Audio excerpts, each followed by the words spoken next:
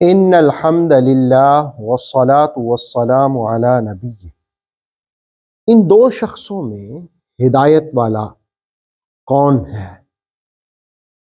سورہ ملک کی آیت نمبر 22 کے ضمن میں جانتے ہیں۔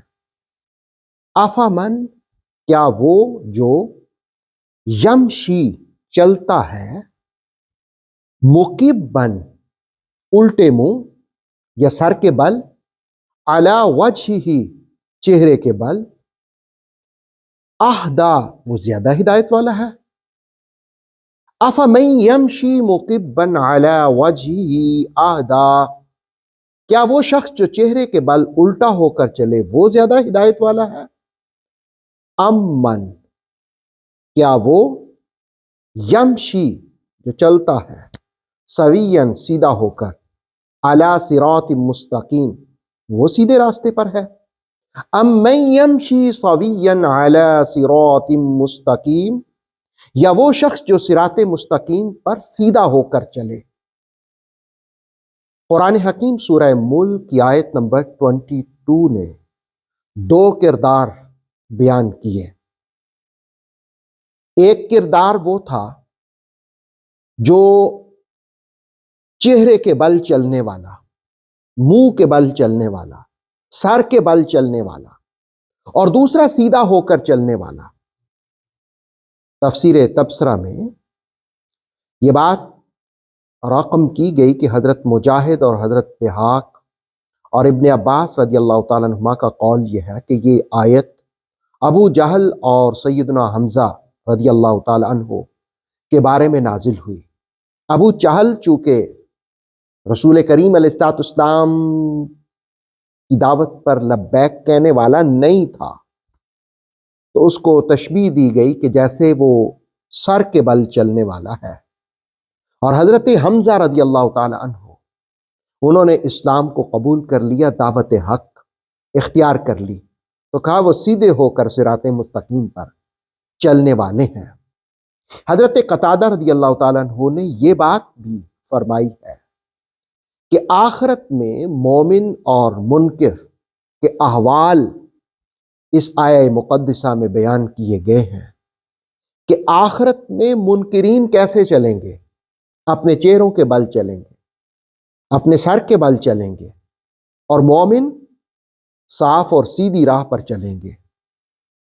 ایک موقع پر رسالت مآب صلی اللہ علیہ وآلہ وسلم سے پوچھا گیا، یا رسول اللہ صلی اللہ علیہ وسلم، منکرین محشر میں چہروں کے بل کیسے چلیں گے، سر کے بل کیسے چلیں گے؟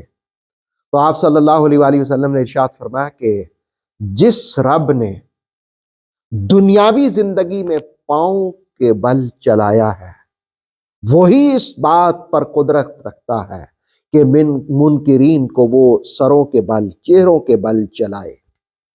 افمن یمشی مکبا علی وجہہ اہدا امن یمشی سویا علی صراط مستقیم، کیا وہ شخص جو چہرے کے بل الٹا ہو کر چلے وہ زیادہ ہدایت والا ہے، یا وہ شخص جو صراط مستقیم پر سیدھا ہو کر چلے؟ اللہ رب العالمین کا کتنا انعام ہے، کتنی نعمتیں ہیں کہ اللہ تعالی ہمیں سیدھا ہو کر چلنے کی توفیق دیتا ہے۔